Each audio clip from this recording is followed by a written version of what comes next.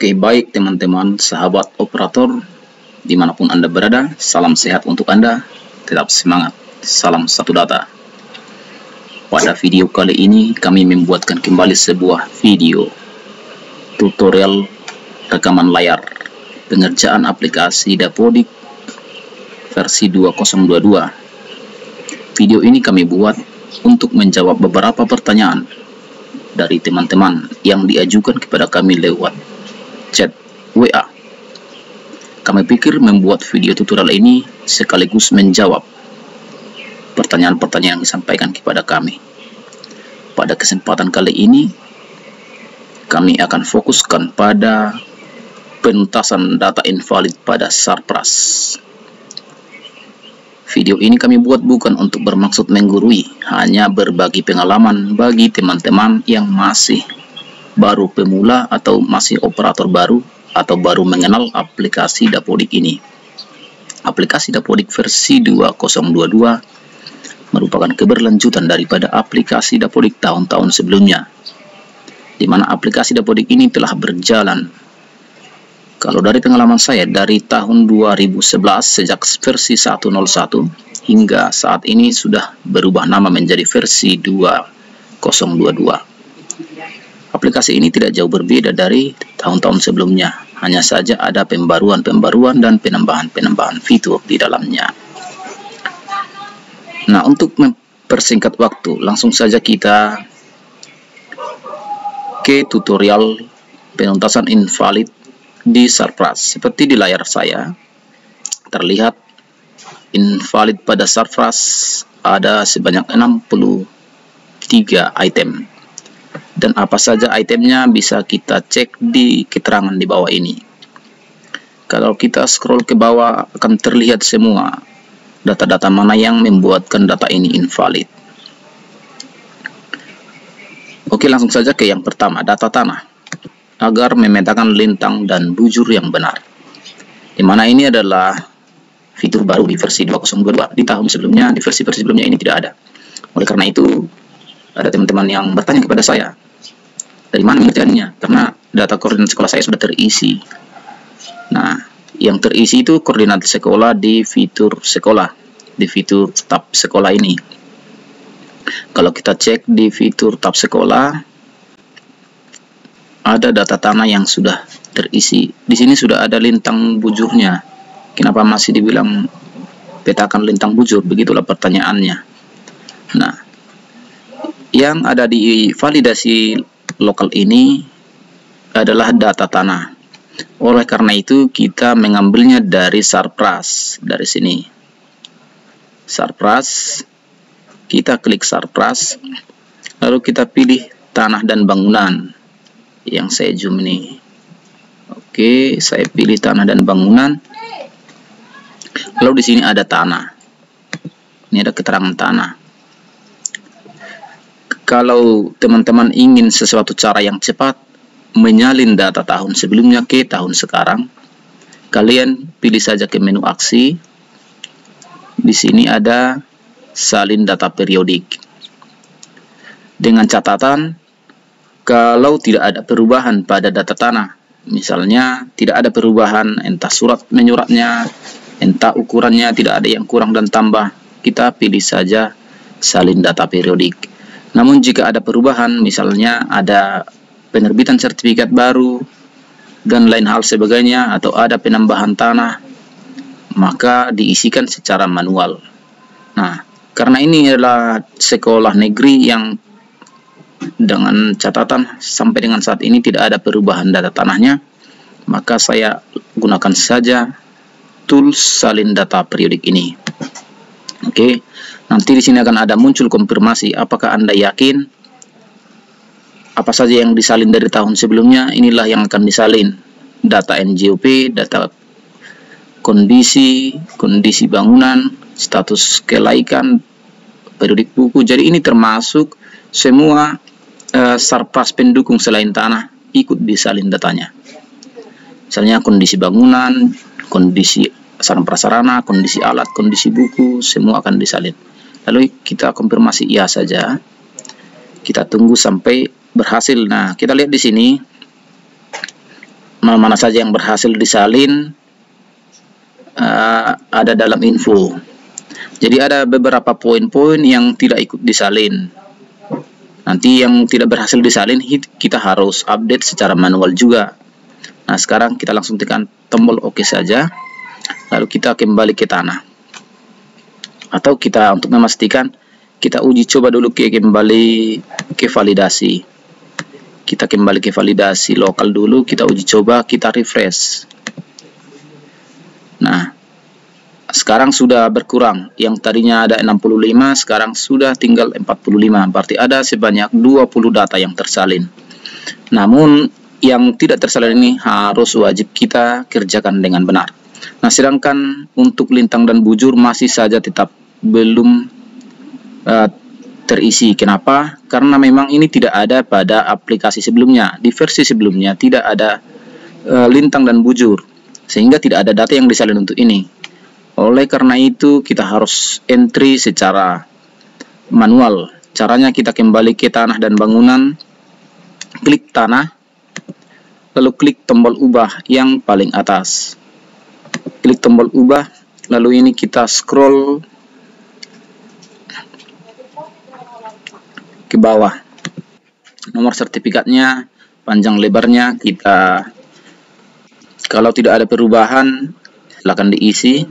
Nah, sedangkan ini luas tanah tersedia itu maksudnya adalah tanah milik sekolah yang masih dimungkinkan untuk dibangun bangunan baru. Itu maksudnya luas tanah tersedia. Nah, jadi di sini belum diukur ya teman-teman. Karena belum diukur, maka di sini di tahun lalu masih kondisi kosong. Nah, untuk tahun ini silakan teman-teman ukur berapa luas tanah milik sekolah yang masih dimungkinkan untuk membangun bangunan baru. Misalnya luas tanahnya 2119, kemudian bangunan yang tersedia di sana berapa meter luas pertapakannya dihitung, kemudian luas lapangan olahraganya dihitung, lalu selisihnya itulah luas lahan tersedia yang masih dimungkinkan untuk dibangunkan bangunan baru. Jika memang tidak ada lagi lahan yang tersedia, semuanya sudah terpakai, maka luas lahan tersedianya kita isikan 0 saja. Namun kalau teman-teman buatkan ini 0, maka akan ada indikator bahwa sekolah Anda tidak dapat lagi menerima bantuan bangunan baru.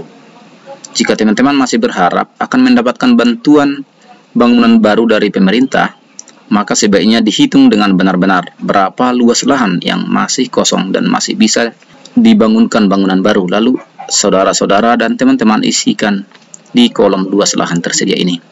Oke, untuk itu saya skip dulu, kita lanjut ke bagian lintang. Kita arahkan ke bawah, kita scroll ke bawah terus. Teman-teman bisa lihat, kita scroll ke bawah ini dengan mouse. Nah, ini adalah menu baru yang harus kita isikan, di mana di sini nanti ada lintang dan bujur. Sekarang kita isi dengan benar. Alamat sekolah, alamat tanah sekolah ini sudah benar. Dusunnya tidak ada nama dusunnya karena tidak ada kelurahan. Ini kita isi dengan benar. Ini sudah benar. Kemudian kecamatannya juga kita isikan dengan benar.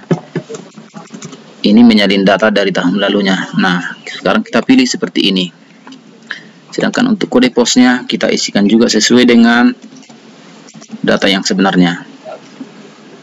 Oke, untuk lintang dan bujur kita gunakan saja tools yang ada di sini. Atau jika teman-teman ingin menggunakan Google Map, bisa juga menggunakan fasilitas dari Google Map di sini. Maps.google.com. Dari Google Maps caranya kita buka maps.google.com seperti ini. Lalu kita bisa langsung ketikkan di sini nama sekolahnya untuk cara paling cepatnya, atau bisa teman-teman telusuri dari zoom di sini. Ini di zoom. Tapi cara yang paling cepat adalah dengan mengetikkan di sini nama sekolahnya. Contohnya SD Negeri 173520 Baligi, ini langsung ketemu seperti ini. Nah, ini langsung ditunjukkan seperti ini. SD Negeri 173520. Kita klik saja lokasinya. Sebenarnya kalau kita ke barnya ini, di sini sudah terlihat ada angka yang menunjukkan lintang dan bujur. Coba saya tunjukin.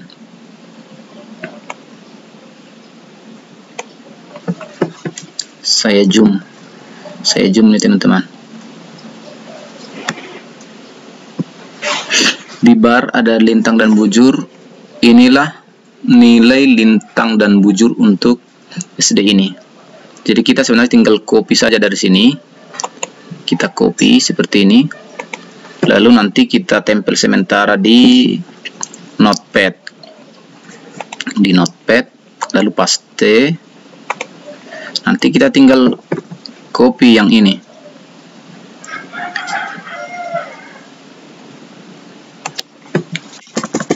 Yang ini adalah lintangnya, dan yang ini adalah bujurnya. Kalau mau kita pakai di aplikasi Dapodik ini nanti. Tetapi di aplikasi Dapodik sendiri juga sudah disediakan tools untuk langsung menuju koordinat. Jadi kita bisa juga gunakan tools ini kalau tidak ingin ribet. Pakai langsung peta koordinat seperti ini. Lalu ketikkan di sini Bali G3. Nanti dicari, nah seperti ini, Bali G3 22312 kalau di kode pos yang terdaftar di internet. Namun di kantor pos terdaftar sebagai 22300. Lalu ini kita perbesar untuk melihat lokasi sekolah. Hanya saja bedanya di aplikasi bawaan Dapodik ini kita tidak ada pilihan satelit ya, nggak bisa pilihan satelit nih. Ini tidak bisa terlihat secara detail, jadi hanya peta kosong seperti ini. Jadi koordinatnya itu mengambil koordinat daerah, koordinat contoh ini kan kelurahan Bali G3. Jadi dia akan mengambil koordinat Bali G3. Nah, kalau teman-teman perkirakan saja di mana letaknya, seperti ini. Lalu tinggal pilih koordinat. Kalau kita klik pilih koordinat dan tutup, maka ini akan terisi. Namun, ini tidak seakurat lokasi sekolah. Kalau yang lebih akurat itu adalah yang di Google Maps tadi. Karena langsung seperti ini, langsung terlihat sekolahnya. Langsung jelas koordinatnya di mana. Kalau kita klik ini kan inilah lokasi sekolahnya, kelihatan seperti ini, SD Negeri 173520. Jadi teman-teman kalau ingin simpel, pakai saja yang di aplikasi Dapodik. Tapi kalau teman-teman ingin yang akurat, pakai saja yang di Google Maps seperti ini. Ini tinggal saya copy,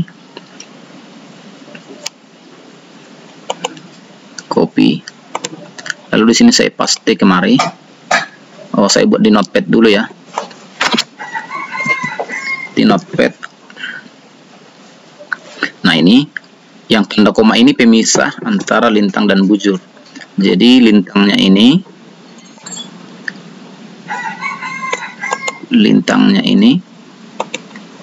saya paste di sini. Sama enggak? 2,3345 sama enggak dengan yang ini? Beda sedikit ya. Oke. Kita paste di sini. Kemudian untuk yang bujur, kita salin lagi dari sini. Lalu kita paste kemari. Inilah lintang dan bujur yang akurat ya. Jadi di Dapodik dia tidak mengizinkan ada koma, maka kita lakukan saja pembulatan. Ini 0,3, maka pembulatan ke bawah. Nah, dia tidak ingin ada koma di ujung. Lalu kita simpan seperti ini. Nah, prosesnya sudah selesai. Kita uji coba di validasi. Apakah koordinat tanah masih invalid. Kita tes lagi. Oke, kita lihat di sini sudah tidak ada lagi invalid pada koordinat tanah. Berarti untuk kasus koordinat tanah sudah selesai. Selanjutnya yang mau kita bereskan adalah invalid daripada sarpras seperti lemari, meja guru, kursi siswa, papan tulis. Ini harus kita isi di sarpras juga. Nah, di sini jelas keterangannya di ruang kelas 6. Maka kita langsung saja nanti ke ruang kelas 6. Coba kita masuk ke ruang kelas 6.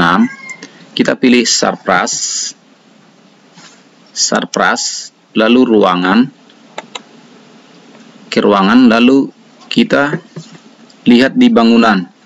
Ruang kelas 6 itu ada di bangunan mana? Karena di sekolah ini ada 3 bangunan. Di sini dinamai bangunan 1, bangunan 2, bangunan 3. Kita lihat saja. Kita klik tombol tambah yang ini supaya kelihatan ruang kelas 6-nya di mana. Nah, ternyata ruang kelas 6-nya ada di bangunan 1. Jadi di sini ada ruang kelas 3, kelas 4, kelas 5, kelas 6 itu satu bangunan. Sedangkan di ruang 2 itu hanya ada ruang kelas 1. Sedangkan di bangunan 3 hanya ada ruang kelas 2. Jadi ini terpisah. Ada bangunan yang terpisah-pisah. Jadi untuk satu bangunan itu adalah satu atap ya. Yang satu atap ini ternyata ada 4 ruangan di dalamnya. Nah, tadi dalam invalidnya ada di ruang kelas 6. Kita klik saja kelas 6 yang ini. Lalu kita lihat kondisi ruang. Kondisi ruang harus kita isi. Nah, kondisi ruangan ini harus kita isi dengan yang sebenar-benarnya. Contoh, kerusakan batu bata. Apakah bangunan dindingnya, batu batanya masih bagus, utuh? Kalau utuh berarti kerusakannya 0. Kalau sudah mulai ada keropos-keropos, silahkan teman-teman isi kira-kira berapa persen kerusakan yang ada dari keseluruhan bangunan itu. Nah, kalau bangunannya masih bagus, ya ini berarti kosong. Oke, sekarang saya coba contohkan. Ini sudah ada rusaknya entah 3%. 3% dari seluruh dinding ruangan ini. Lalu buat keterangannya di sini. Yang 3% itu apa saja? Misalkan batu bata sebagian keropos, misal gitu. Ini hanya contoh saja ya. Jadi teman-teman silakan isikan sesuai dengan yang sebenarnya ada di sekolah. Lalu kembali ke kaca jendela. Bagaimana kondisi kaca jendelanya? Silakan teman-teman isi juga. Kemudian kerusakan pintu. Hitung juga dari satu daun pintu itu berapa persen kira-kira kerusakannya.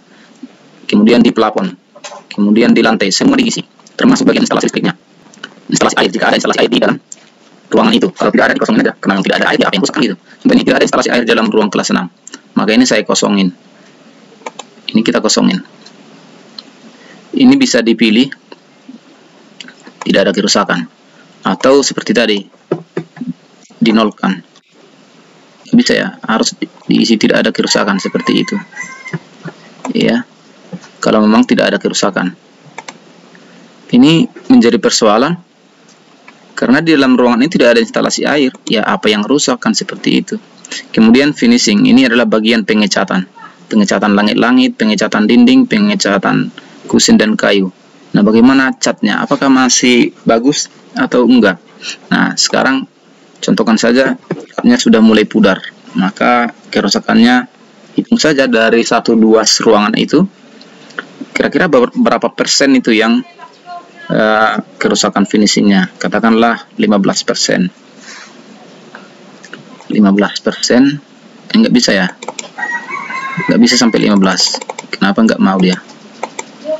Sepertinya aplikasi tidak mau lebih dari 4%. Ketika kita buat lebih dari 4%, dia warna merah. Ternyata aplikasi ini pun belum sempurna. Dia hanya membatasi kerusakan 4%. Sementara di lapangan kadang saja ada kerusakan lebih dari itu. Nah, oke, karena memang aplikasinya tidak bisa, ya kita contohkan saja dulu 4% semua. Tapi teman-teman jangan gara-gara seperti ini jadi salah hitung ya. Seharusnya dihitung dengan sebenar-benarnya. Nah, nanti di keterangannya dibuat keterangan finishingnya apa. Catnya sudah mulai memudar, misal seperti itu. Seperti itu ya. Ini hanya contoh. Kemudian kita simpan dan tutup. Simpan dan tutup itu untuk kondisi ruangannya. Sementara yang divalidasi tadi ada surplusnya ya. Jadi ruangannya ini juga harus dilakuin semua.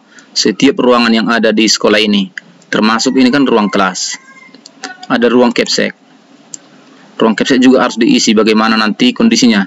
Ada ruang laboratorium. Kalau nggak ada, memang di sini tidak muncul. Kalau ada juga harus diisi. Termasuk ruang perpustakaan. Apakah ada perpustakaan sekolah ini? Ya ada. Nanti juga diisi bagaimana kerusakan bangunannya, kondisinya. Termasuk kamar mandi. Kamar mandinya ada. Ini ada kamar mandi juga harus diisi. Kemudian ruangan lain kalau ada. Nah, sementara yang ada di validasi ini tadi, kalau kita lihat di validasi ini, kita coba kita refresh, dia masih tetap ada. Jadi yang mau kita perbaiki di sini adalah sarana pendukungnya, alat-alatnya. Jadi kita menuju ke alat di sini. Ini alat. Kemudian alat ini tadi ada di ruang kelas 6. Lalu kita pilih ruang kelas 6. Dari sini kita memilihnya. Ruang kelas 6. Kita cari ruang kelas 6. Oke, kita lihat apa saja yang ada di dalamnya. Ini yang ada di dalamnya. Nah, kalau yang seperti ini harus kita isi di bagian menu aksi. Kita klik dulu ini, kita klik centang di sini sampai tercentang seperti ini, teman-teman. Ada centangnya di sini. Teman-teman lihat nih. Sampai tercentang seperti ini. Setelah tercentang, kita ke menu aksi. Kemudian data periodik 2021 2022. Nah, di sini harus kita isi berapa jumlahnya dan berapa yang layak digunakan. Contoh ini yang kita klik tadi adalah kursi guru. Berarti di dalam ruangan ini ada satu kursi guru dan kondisinya masih bagus. Kita isikan saja. Kita isikan saja seperti ini. Yang bagus satu. Lalu kita simpan dan tutup. Ini kita lakuin, kita perlakukan semua ke semua alat-alat yang ada di dalam ruangan ini. Misalnya kursi siswa. Kita lihat berapa kursi siswa yang ada di ruangan ini. Secara standar dia mengisi satu, sementara yang sebenarnya tidak satu. Di dalam ruangan ini ada 25 kursi. Dan diantaranya ada yang rusak sebagian, yang sudah agak goyang-goyang seperti itu ya. Dan yang bagus misalkan ada 23. Berarti ada 2 yang kurang bagus. Jadi kita isikan saja yang baik 23. Nanti di aplikasi akan menghitung sendiri. Kalau teman-teman lihat di sini yang bagus 23, maka yang rusak akan terhitung 2. Jadi aplikasi akan otomatis menghitung pengurangannya. Kita hanya mengisikan yang kondisi layak digunakan saja. Oke, sekarang kita lakuin semua. Kita lakuin semua seperti itu. Ini lemari. Kemudian meja guru. Meja guru. Kemudian meja siswa.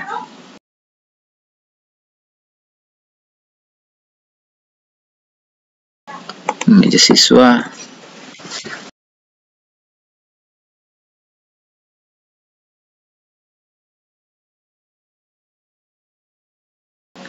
Kemudian papan tulis.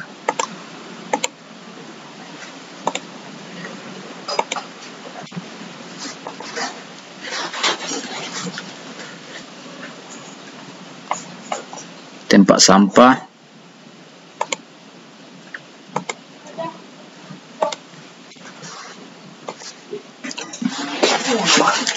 Nah, kalau sudah teman-teman isi seperti ini, untuk mengujinya bisa kita kembali ke validasi.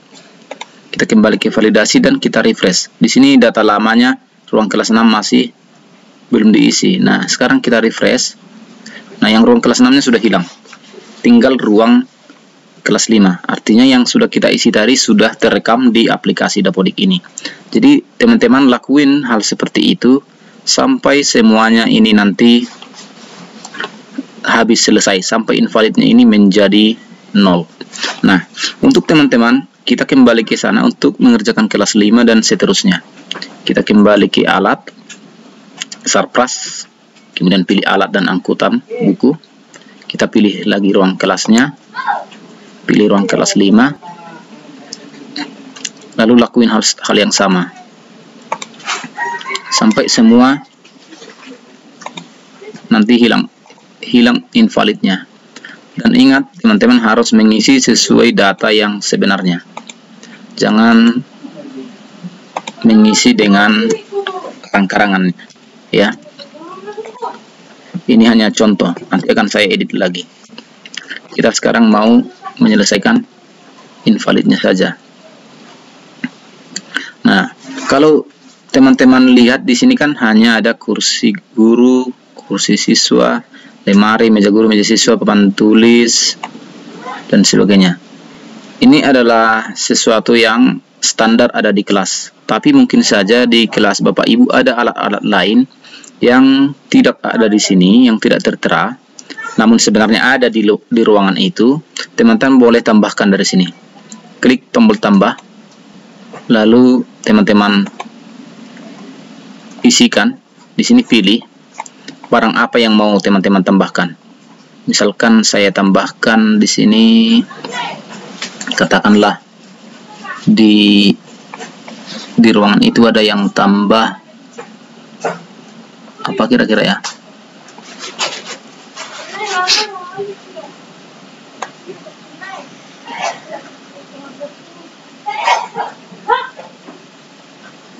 Sepertinya untuk SD nggak ada yang cocok nih.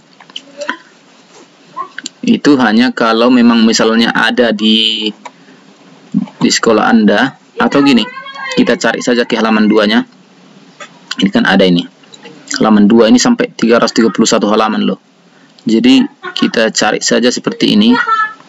Apa saja yang tambah. Kira-kira ya seperti ini caranya. Kita cari. Misalnya saya contoh ini ya. Apa kira-kira yang cocok di SD? Atlas mungkin ya, atlas. Alat lukis.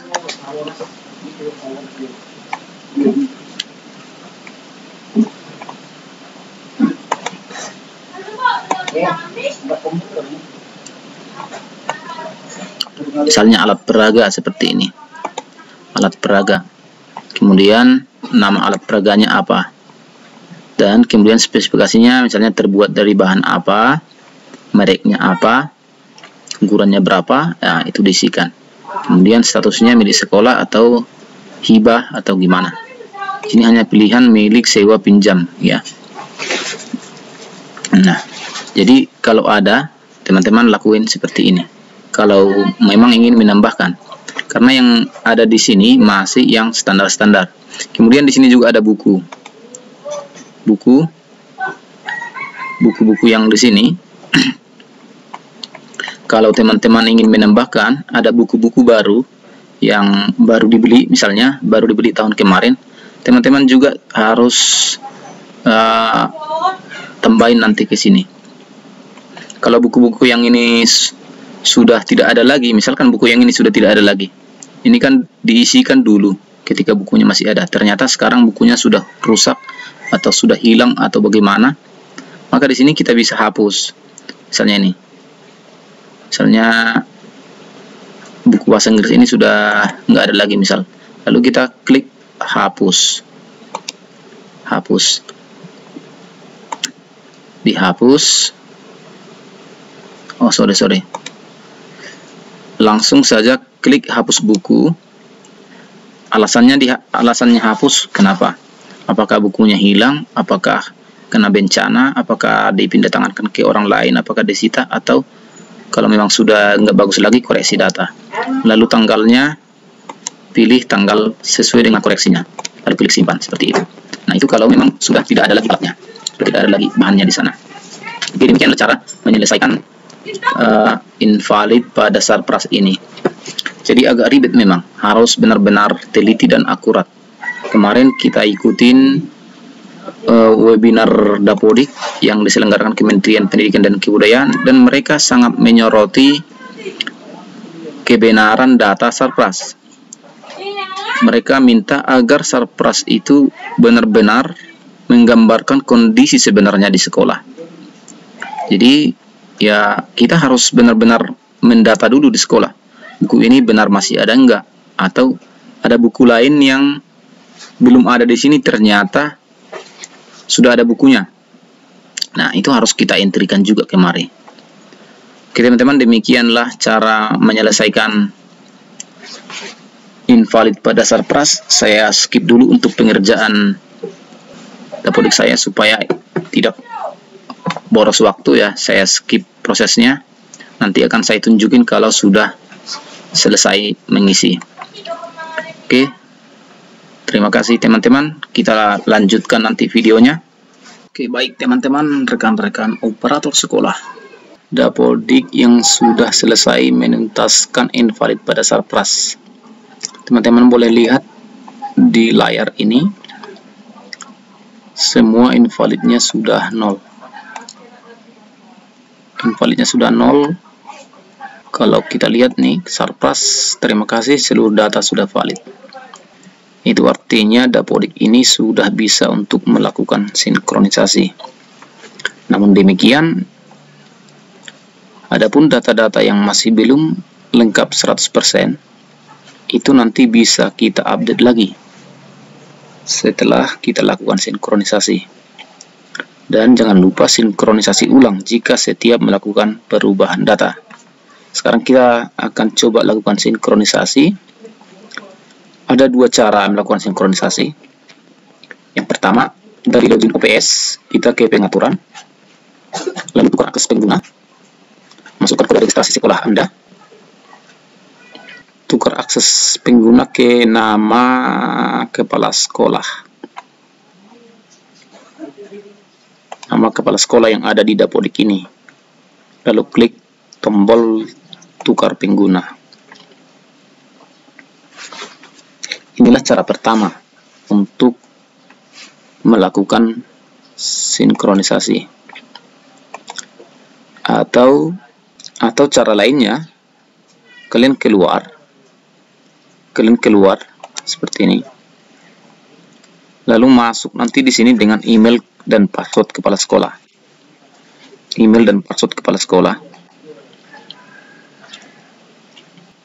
Nah, di sini ada pilihan peran kepala sekolah dan peran PTK. Untuk melakukan sinkronisasi, pilih peran kepala sekolah. Kalau Anda pilih peran PTK, nanti Anda hanya bisa mengedit data-data kepala sekolah yang ini, tapi tidak bisa melakukan sinkronisasi. Maka untuk melakukan sinkronisasi, pilih peran kepala sekolah. Klik di sini.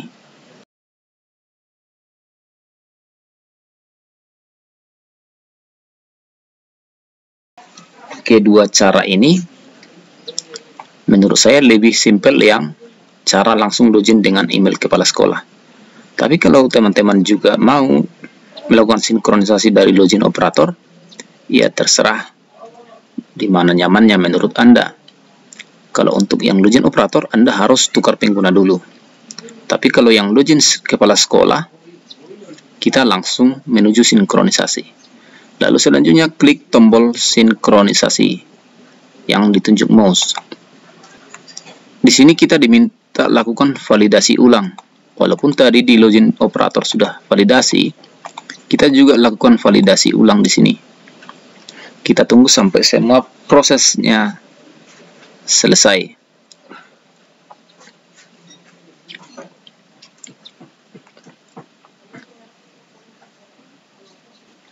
Kalau sudah semua proses validasinya selesai, kita tekan lagi tombol sinkronisasinya. Di sini ada informasi yang menunjukkan kondisi data di Dapodik ini. Masih terdapat warning berjumlah 93 data.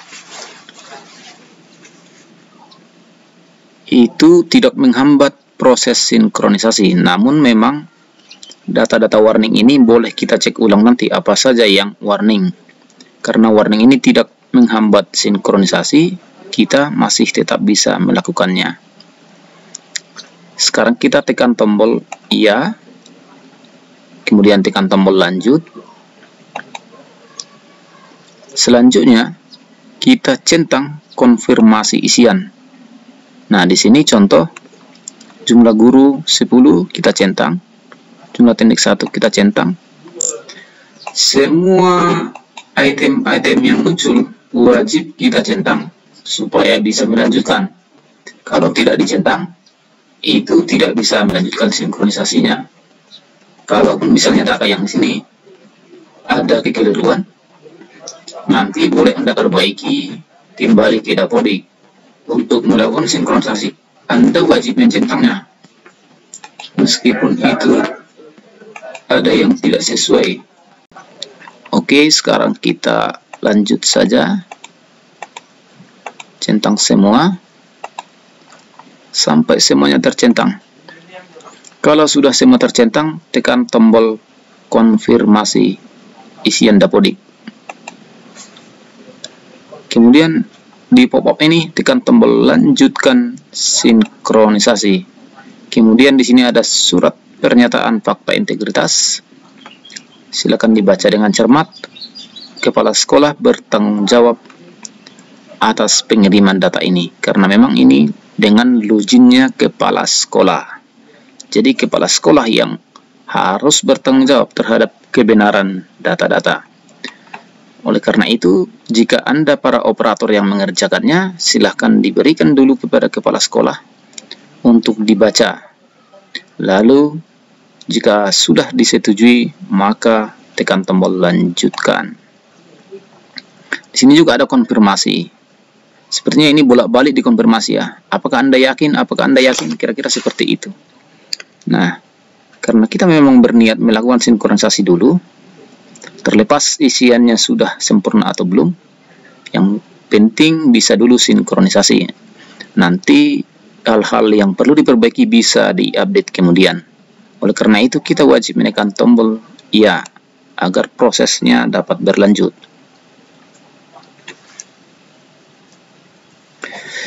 Ini kita tunggu sampai dimuat halaman sinkronisasinya.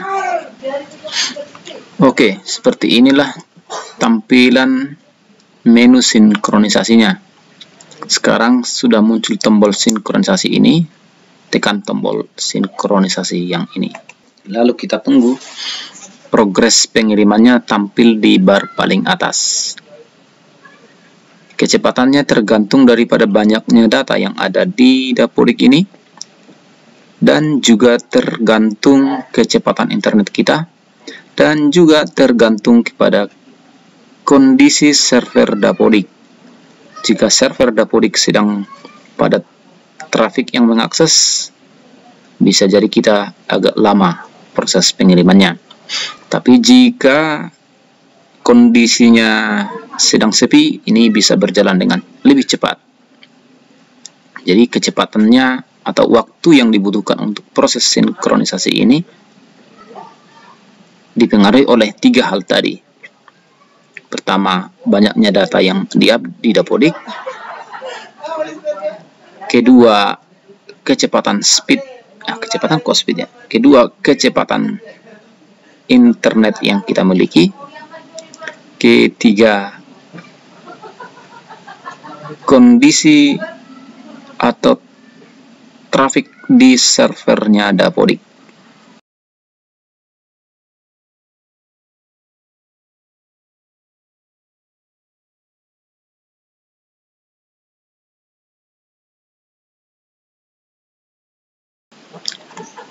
Oke, proses sinkronisasinya selesai.